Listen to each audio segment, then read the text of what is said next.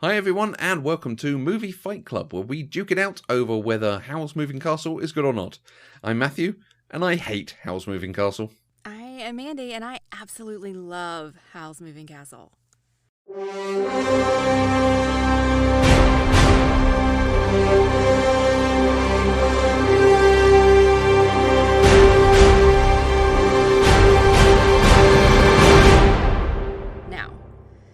Howl's Moving Castle is a 2004 Japanese animated fantasy film written and directed by Hayao Miyazaki. It is an adaptation of Diane Wynne-Jones's 1986 novel of the same name. It tells the story of a young woman named Sophie who meets a wizard named Howl and then has her life turned upside down. That's absolutely the story of the book. That is 100% what happens in the book. Whether that's what happens in this film adaptation of it. We've done a lot of films based on books. We have. Given this is episode 3, we're at a 100% hit rate. No, I have not read this book. Okay. I didn't realize it was based off of a British novel until I went looking up stuff about the movie. Mm-hmm. And even Miyazaki talked about several of the things that he changed from the book to the movie. Have you read it? I haven't. It's one of Catherine's, my wife's, favourite books. When we talk about things he changed, some of the things he changed everything. He kept the names the same. Oh, okay. So we're not going to talk about it as an adaptation. I feel that's a little unfair because I do have my view that adaptations are adaptations. And you are allowed to keep or throw away things as you need to turn something from a written version to a film version, from a TV to a movie to and back and forth across the things. I don't begrudge changes to, say, make the dwarf who's supposed to be talking about the beauty of the elves actually the comic relief. That's fine. I begrudge leaving out the Scouring of the Shire, but that's a podcast for another day. All right. But in this, there are a lot of very big differences. But I think we're not going to touch on them. Neither of us have read it.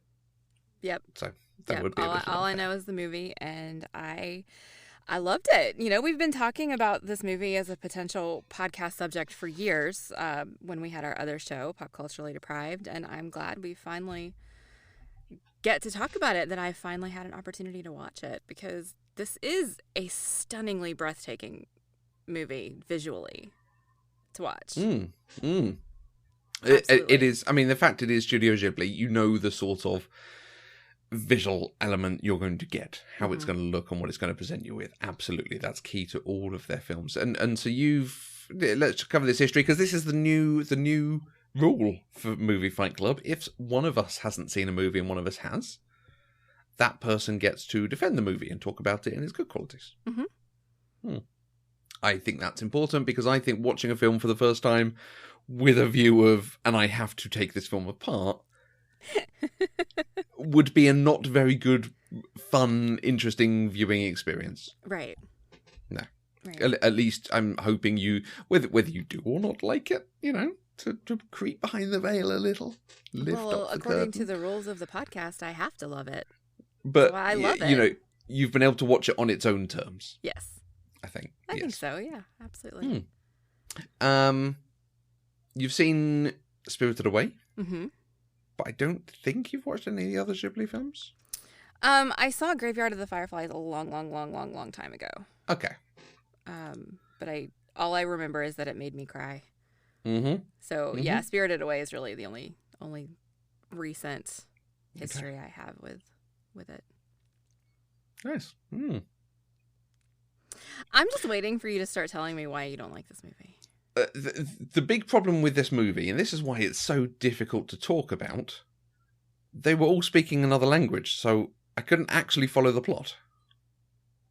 So actually, that's a great thing for you to start with, because I only had immediate access to the English dub, and I watched the English dub.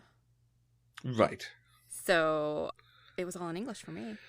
So a version of the film not intended really to be watched, you can follow it, but so I'm watching it going, I don't know what these people are saying. I can make it up. Oh, seriously, this is really the argument you're leading with? I was told I could put the subtitles on, but you know what? Reading's for nerds, frankly. So... Okay, I thought we were going to take this seriously, Matthew. So, I win because this film, you can't follow it unless you're Japanese. It's completely exclusionary. And... Oh my gosh. I was not expecting that. Thank you for that. Thank you for that laugh at the end of this day. So, join us next week, where we'll talk about another film. This is a very weird film. I can agree with that, absolutely. Over and above the fact it is fantasy, over and above the fact it's taking a book and then turning it into other ideas, and then it's laying over some of the sort of Japanese fantasy and anime concepts and tropes, it feels like it's missing like half an hour of just content, just to make it actually work as a film. And this is the really sad thing about it. This film has so much potential. It could be beautiful, it could be an interesting story with great characters, but it doesn't hold together as it goes on. It talks in its early things, the Witch of the Waste is coming and she's after Howl and it's all terrible and we've got to be scared of her. And she turns up and she is scary. She is giant and glamorous and really imposing. And then halfway through the film, there's suddenly a new witch who, after a period of some fat phobia and age phobia, takes the power away from the Witch of the Waste and suddenly is now the new villain of the piece. When not explained why. Oh, I think that's a little bit unfair. The Witch of the Waste is nothing. She's almost pointless from that point. Why wasn't it just the other witch in the first place? Well, that's one of the things that I really like about this movie. So there's a couple different things I want to respond to in what you just said. First, one of the things I really like about Miyazaki is that he trusts his audience. He gives you what you need for the story, nothing else. And I think that's great. It's not full of fluff. It's not full of filler. It's just, this is the story he wanted to tell, and so that's the information he gave us. Point one for Miyazaki. Let's return to that in a little bit. I have another point to come to, but what's your next point? Two, I actually really like, I feel like this movie kind of turns traditional tropes on its head a little bit. Like, it's very much a retelling of a fairy tale, right? It is very Beauty and the Beast-like. But in this world, like, Sophie's journey is entirely internal. It's because of herself. It's not because of the actions of Howl or Calcifer or any of the men in the story. It's just her and how she begins to see herself. She was able to see her own beauty without someone else seeing it first.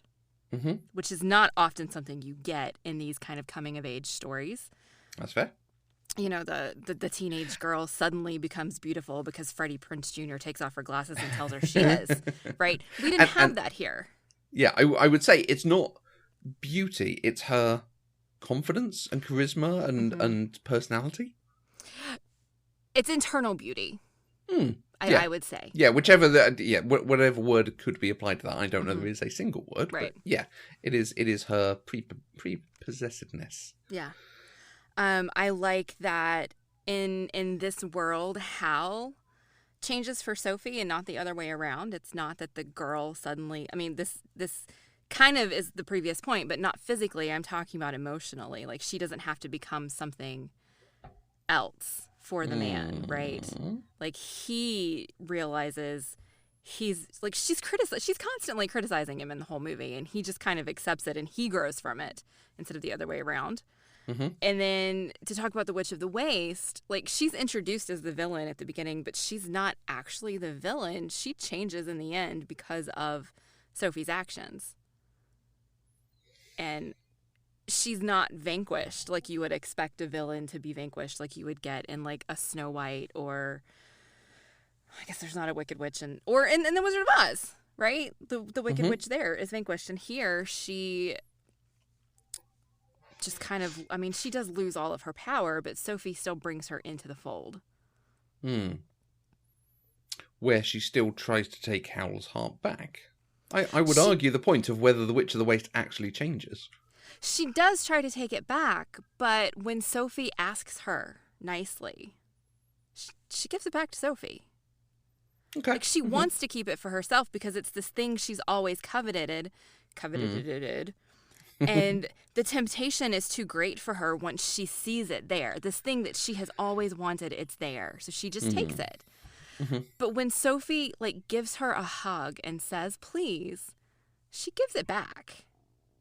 That's fair. And so I would argue that she absolutely did change. Mm-hmm. It's weird that she's set up as this big thing at the beginning. Mm-hmm. And then we have the introduction of Suleiman, the other witch who takes her power away.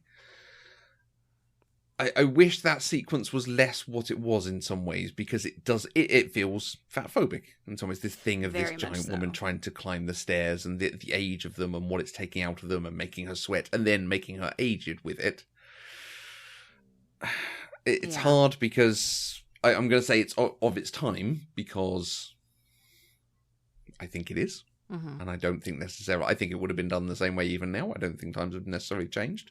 Right. And I feel like we then missed an opportunity to actually set up what Suleiman is and what her dog is, because her dog appears to utterly betray her. And be sent out as a spy, but then actually like Sophie, because Sophie's so wonderful. I mean, I've already been told by a number of different characters how good Sophie is. I don't need another character to sell me on the qualities of Sophie. Let's just be clear. And I don't quite get what Suleiman's doing, whether it's I've seen the future like a Gandalf way, I'm just getting all the pawns together to get to the end result that I want it to be, or whether she is actually trying to destroy all the other magic users because she thinks that's what's wrong with the world. I was under the impression that... Okay, keep in mind, I've only seen this movie once. Mm-hmm. And there are a lot of moving parts in this movie. Right. Because of she was able to call off the war at the end. And that felt to me like she was pulling the strings specifically in an effort to change Howl. To get Howl back to being a quote-unquote good wizard. Like, I don't know that she's actually a villain. Okay. In the true sense of the word. I mean, yes, she's willing to wage a war and kill civilians to get what she wants, so she is a villain, but I don't think that was her motivation. Okay. Like, it felt like her motivation had to do with Howl. Okay. But I will admit it was a little unclear. Well, so this then ties in the point of Miyazaki giving you, expecting you as the watcher of the thing to follow along and keep up with the story. Why was the war being waged? Because one king wanted power. Okay. Actually, I think it was even because... No, wait.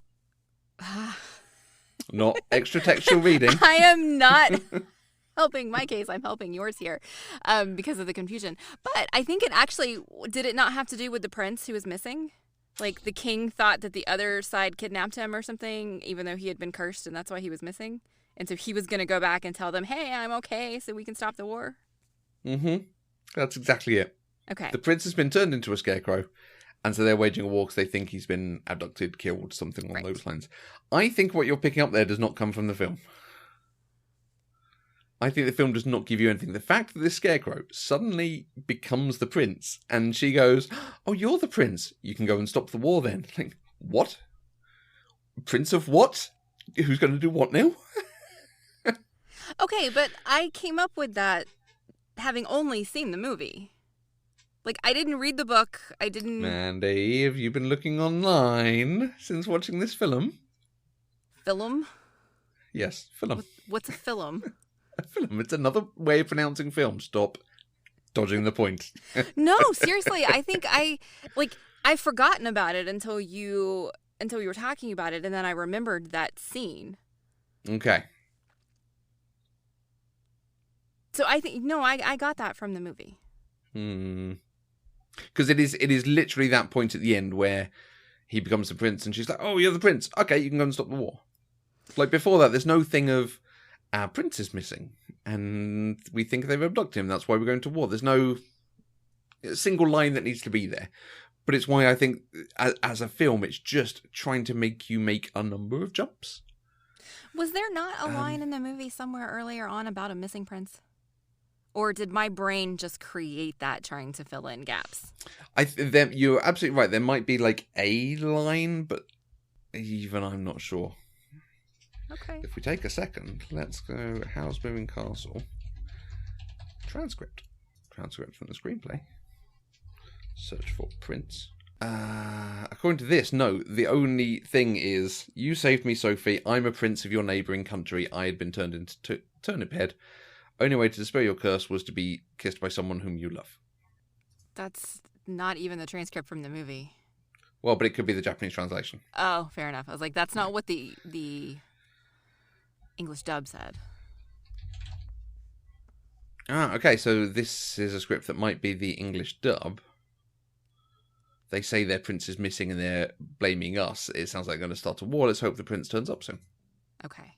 So there was just a throwaway line in there. Now, isn't that interesting? Is it possible there was a line in the American version that wasn't but not a line in the original? That is absolutely possible. Yeah. Interesting. Okay. I would like to point out something that we haven't specifically talked about in our rules of how these conversations are going to go. Mm-hmm. Being a fanatic for a movie does not mean that you're arguing that the movie is without flaw. No. Mm-hmm. So I can absolutely agree with you that there are gaps in some of the storytelling. Mm-hmm. But that doesn't make it a bad movie. I think there are enough gaps that this is... It's at the very least hard to recommend, if not actually a bad movie. Okay. Because I do watch it and go, I can see people being turned off watching it in this way. Yeah. Okay. Such as, hey, Sophie appears to time travel at one point. And this is where we start bringing in, fantasy aspects and particularly Japanese anime tropes. I mean, she's living in a magical castle-like animal house thing that can turn itself into other buildings. And then Sophie appears to have magic now. And part of the whole thing of this is Sophie is an ordinary girl. Mm-hmm. She's unprepossessing. She's a hard worker, a good friend, a good sister, and just gets on with the thing in front of her. Mm-hmm. It's really interesting how she's kind of, as a character in the film, she's a bit like a Manic Pixie Dream Girl, except as a personality, she's utterly not a Manic Pixie Dream Girl. Mm-hmm. She's a straight and serious lady. Whereas Howl is the Manic Pixie thing, but right. She's bringing him down to, actually being part of the world. But there is the strange sort of that she now has magic that she can see what happened between Calcifer and Howl. I didn't view that as her having magic. And then she can put Howl's heart back without it killing Calcifer. I mean... That is implied to be magic. It was, but I don't think that it was implied specifically that it was her magic. Like, she made a wish, and then it came true. The Wish Dragon gave it to her, and... I mean, it's unclear who granted the wish, who she was asking the wish of, but I didn't view it as suddenly Sophie has magic, other than she has an incredible heart and loves these people. But I'm also a hopeless romantic who is a huge sucker for found family, and that's what I got in this movie, so... Very much so. And it is, I mean, this is one of the reasons why I think everyone's wanted you to watch it, because it is another one that does get referenced in pop culture. You see Calcifer used in places that you also see Toothless and Stitch and Pikachu. He's one of those sorts of sidekicks. I've never seen Calcifer before. Yeah, you will now. Will I? Okay. You really will, yeah. Yeah, maybe I have and just didn't know. But Calcifer very much is the one that crops up on t-shirts and stuff.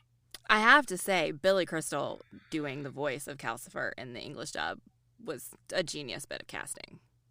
He did it very well. I've been debating whether I should bring in English dubs or not. Because I haven't watched this film with an English dub.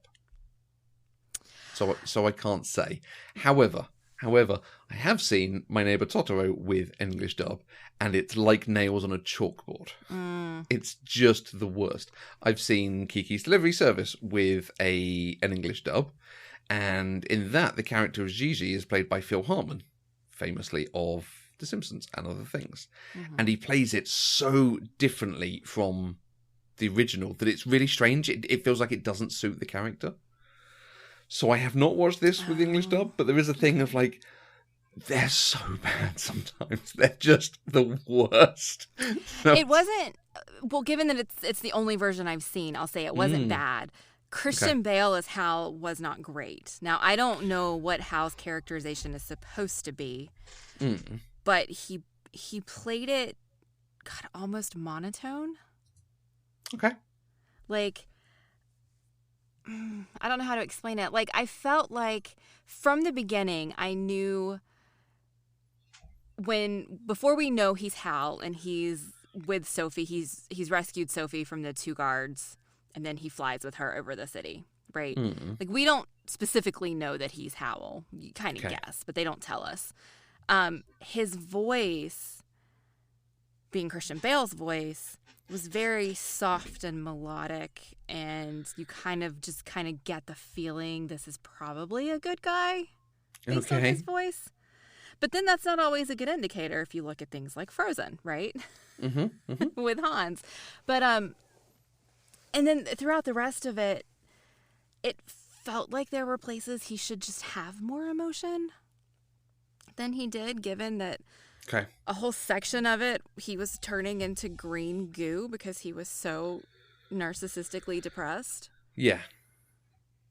You see, so, I feel like what you're describing sounds very similar to the Japanese thing. And it's really hard because Christian Bale, Little Women Christian Bale, Empire of the Sun Christian Bale, I think utterly works. But this is the point where he's just about to be in Batman Begins, and he's just done Equilibrium and Reign of Fire, so he's going into that very sort of gruff action hero thing. But I feel like slightly younger Christian Bale would have been absolutely right, because there is the thing with how that he is not foppish, but he's incredibly attractive and incredibly smooth and, you know, incredibly powerful and all of this. Absolutely. So, he brought an element of smoothness to Hal, for sure. So did you buy the freak out over the ginger hair then? No. Because it's weirdly out of character, isn't it, for a magician? Yeah. And even for the character that I thought Hal was, it felt wildly out of character. But then the way Sophie just reacted to him and helped him, it said more about who Sophie was as a person than it did about Hal. Okay. Because it is just, again, there's this beat in the middle that's like, this is a bit weird. I don't quite get where this character is coming from with this. It doesn't fit with the writing we've had so far. Honestly, there's a lot of things going on with Hal. I think maybe they were trying to do too much with Hal. Because you've got the narcissistic playboy who doesn't want to go fight for the king. He just wants to do his own thing. You've also got the version of Hal who is actually turning into the bird to go fight against both sides, trying to make both sides lose, right? So you've got already, you're seeing two different versions of Hal, like he's warring with himself, right? So it doesn't really make sense. But then once you could arguably look at it that he knows that it's harder and harder for him to turn back into a human. So when he is in his human form, he wants to be as beautiful as possible. And losing that when he already knows that he's losing his humanity maybe was just too much for him. But I recognize that putting all of those things together is a stretch. Like it's not textual. It's very much subtextual. I think it's almost the nature of the freak out. It's kind of Pokemon-esque Big Brother jokiness. Perhaps it's even not necessarily that it belongs to Howl. It doesn't belong to this film. It's a really strange moment. And then, you're talking Sophie and Sophie's reaction. I find it really hard of whether I really like Sophie or I'm utterly bored by her. Because she starts off as a really good worker and a good friend and a good daughter and a good sister. And very much down to earth, just gets on with the thing in front of her, happy to work in the milliner's shop. Mm-hmm. And then she turned into an old woman. So she sets her mind to it to go off and find Howl and get things sorted. So she just deals with the thing in front of her. Then she gets there and it all needs cleaning and she needs a place to stay. So she finds a way to be allowed to stay and she cleans it and then starts making friends and does stuff. Sophie, I don't feel, goes on a particular character arc or journey in this. Oh, I absolutely think she does. She's very much the same person by the end that she is at the beginning. And it is her changing other people around, which is why, I mean, it's called Howl's Moving Castle. It's not called Sophie's Trip to the Moving Castle. Although we follow her, is she actually the protagonist? Is it actually her story? Absolutely. I think that the version of Sophie that we see at the beginning is not the same Sophie that we see at the end. At the beginning, she's very timid and meek. Okay. And she doesn't speak her mind. She doesn't express herself. She does what she's supposed to do. And it's only after that the curse has been placed on her and she is in essence in a disguise that she's able to actually truly be herself, that she's allowed to express herself, speak her mind, be confident. And that's when like her true beauty starts to shine through. Okay. Particularly, and we see this in the animation when we start to see the facade of the curse fall, we see her actual beauty when she's being very fiercely passionate. Mm. And I think like her going from the meek, timid milliner hat girl from the beginning is not the same as the fiercely passionate, protective friend that we have at the end. And I think this movie is the journey of how she goes from one to the other. I do think that it happens kind of like a switch was flipped when she gets cursed. But I think that's just because all of a sudden she's not her. It's like people say Halloween is so awesome because you get to dress up and not be yourself. Okay. And all of a sudden, she is not herself. She's unrecognizable as herself.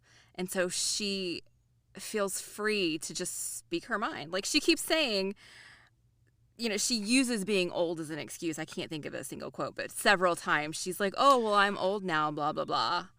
And so I think, I don't know, I think her having the freedom to do that because of the disguise and how that slowly becomes who she actually is, I think that's just a beautiful arc. Okay. That's all. Yeah. I think you're right. It is that the fact it goes so quickly is when she's cursed. She wakes up in the morning and goes, oh, I'm old. I need to go to hell. And suddenly she is the character who just gets on with it and makes comments about, oh, it's very difficult being old, isn't it? Mm-hmm. But she still gets on and she still helps Turnip Head and gets there and just starts cleaning out. And I gotta say, Turnip Head's probably my favorite character. He doesn't even speak in the whole thing. Just because I expected it to be kind of creepy, and then he wasn't. He was just very sweet. And he got her help, and he came back, and then I really liked the bit that it was true love's kiss that freed him, but he wasn't her true love. Like, and you don't usually get that. Yeah. In these, like true love's kiss is usually a two-way thing, and here it wasn't, and I liked that too. Yeah. Yeah, I think in that transcript I looked at, it's a kiss from someone you love. So again, I wonder if there was something in translation that we take it as true love's kiss, but it is just that sort of bond, being close to someone rather than true love. But who knows? Yeah. Either way, I think it's a great movie. Good. I'm very glad for you. Are you glad to have watched it now? I am very glad to have watched it. Absolutely. So are we going to reveal our true feelings about these movies in this one? It's up to you. Do you want to? Yes. Okay. What did you think of it? all of the things that you said are the things that I think about it. This movie was so weird. And it did not really have a single cohesive story. There were so many holes. But it was lovely to look at. It was lovely to look at. I have to. Yeah, I mean, Ghibli films are beautiful. It's easy to watch, even the ones that are not as strong. I loved this the first time I watched it, but it might have been one of the first Ghibli films I watched. Mm. And each time I've returned to it, it's diminished slightly. Mm-hmm.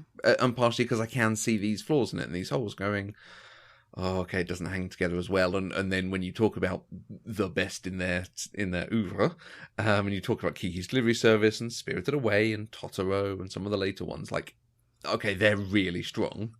This just has that sort of pop culture recognition, I think. And I think there's a lot of affection for the book. There's a lot of affection for the character of Howl. There is a lot of affection for the character of Sophie, who I think is a terrific character.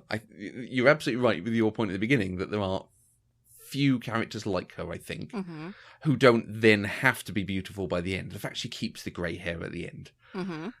She doesn't go back and is now suddenly a beautiful version of what she's been or something.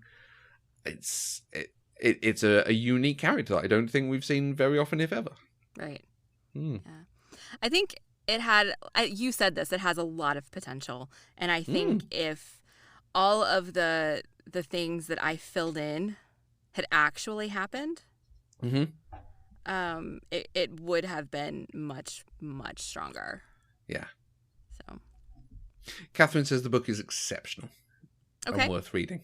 As much as it's a sort of, younger person's YA more sort of book, she says it's truly wonderful. So go and seek it on Kindle or something, I would suggest. I have too many other things to read right now. Sure. We're getting ready to host a read-along on Enter the Fold, our Shadow and Bone podcast. About Shadow and Bone. I haven't read Shadow and Bone. So that's your first. Nice. Yep. Going to do a read-along there. So, cool. Yeah, quick shameless plug. Go listen to our Shadow and Bone podcast.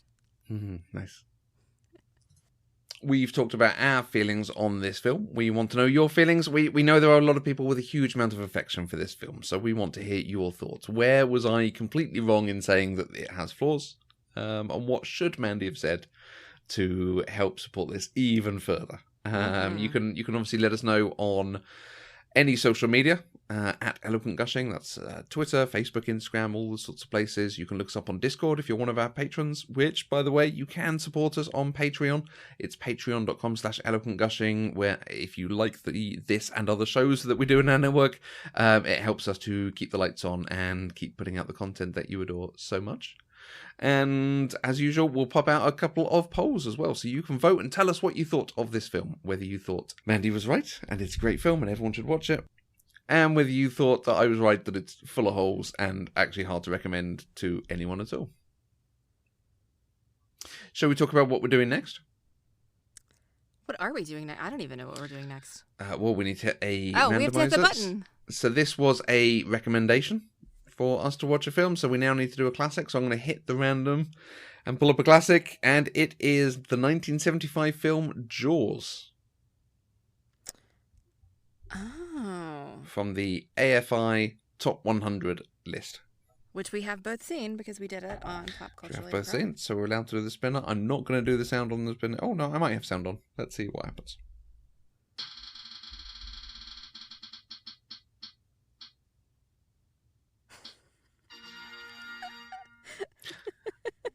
I get to love Jaws. I have to argue Jaws is a bad movie. You have to argue that Jaws is a bad movie. Okay. Good luck with that one, I say. I will have to go back to our PCD episode and listen to what I thought about it back then.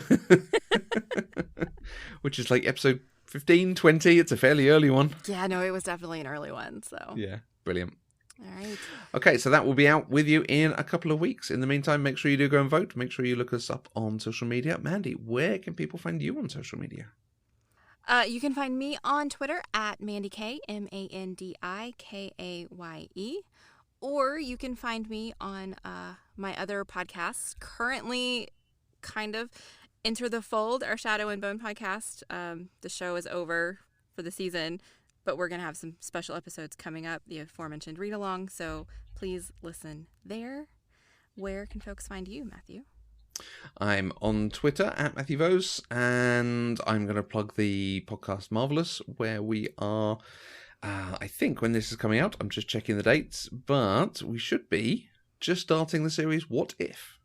Ooh. Which should be a very interesting, what was supposed to be fun, silly spin-off, appears to actually have a plot. Okay. So let's see. Yeah. So join us again in 2 weeks, and don't forget that the first rule of Movie Fight Club is to tell all your friends and family about Movie Fight Club.